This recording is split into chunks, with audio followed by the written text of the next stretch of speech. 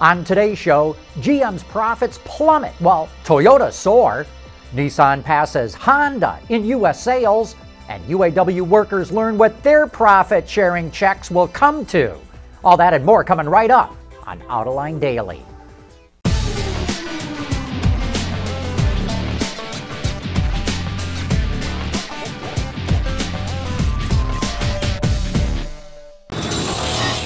This is Autoline Daily for February 4th of 2015.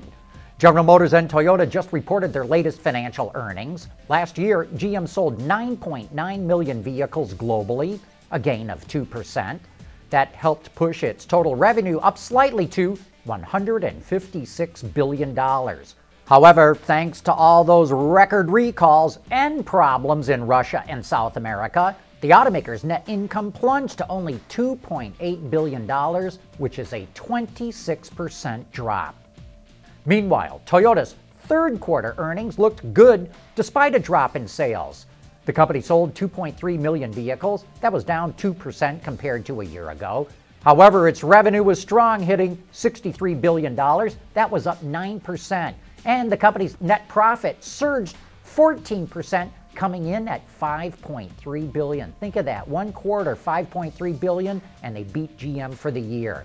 Thanks to a weak yen, Toyota is forecasting that for its fiscal year, it's going to report a staggering net profit of $19.5 billion. And that's prompted the Ford Motor Company to complain loudly to the White House about currency manipulation. It wants the White House to include language prohibiting currency manipulation as the White House negotiates the free trade deal known as the Trans-Pacific Partnership, or the TPP. Speaking of the White House, the National Highway Traffic Safety Administration is being blasted for not being on top of all these record amounts of recalls. So the White House wants to triple NHTSA's defect budget. Not the overall budget, just the budget for investigating defects. Last year, that budget was $10.6 million. Now the Obama administration wants to boost it to $31.3 million to hire new investigators and to add new equipment. And in another auto-related item, the White House wants to boost electric vehicle incentives from the current $7,500 all the way up to $10,000. And they also want to add incentives for purchasing natural gas vehicles.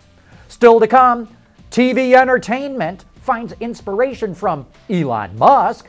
UAW members will learn how big their profit-sharing checks will be, and the latest car sales tell some very important stories. Autoline Daily is brought to you by Bridgestone Tires, your journey, our passion, and by Dow Automotive Systems, breakthrough technologies for lightweight vehicles. Have you seen the television series House of Lies on Showtime? It follows the exploits of a Los Angeles-based marketing group, and its fourth season just happens to be all about electric cars. Even though its storyline is fiction, it features an electric car mogul, creator of an electric car company called Gage Motors. Does any of this sound familiar? Gosh, you don't think this is a takeoff of Elon Musk and Tesla, do you? Episode 4 of 12 is running this week, but don't worry about coming in late to the story. The electric car plot is just getting charged up. Renault just introduced its first C-segment crossover, the Kadjar, which shares a platform with the Nissan Qashqai. The Kadjar will be built in Spain and China, and that's going to be the first Renault to be manufactured in China. You know, the Nissan Qashqai has taken the European market by storm, and clearly Renault hopes to duplicate that success with the Kadjar. And you know, even the names sound kind of familiar.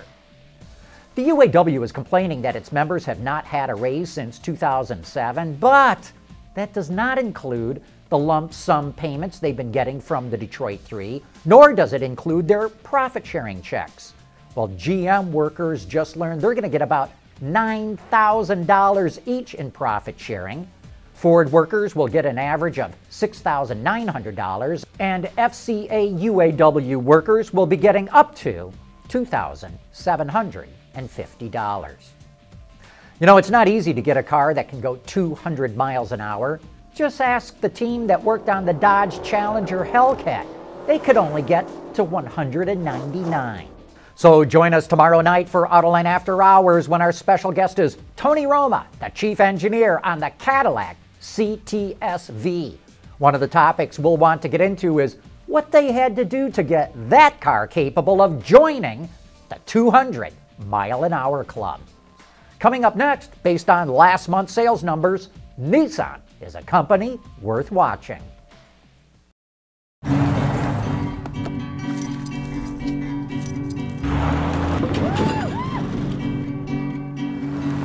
True love will find you in the end. Hi, Dad. When you're committed to the job, But don't give up and your tires can't be weak in the knees. True love will find you Let 'em go. in the end. Durable, dependable Firestone tires. Whatever you drive, drive a Firestone. Sales of new cars, trucks, SUVs, vans, and crossovers came in very strong in the U.S. market last month.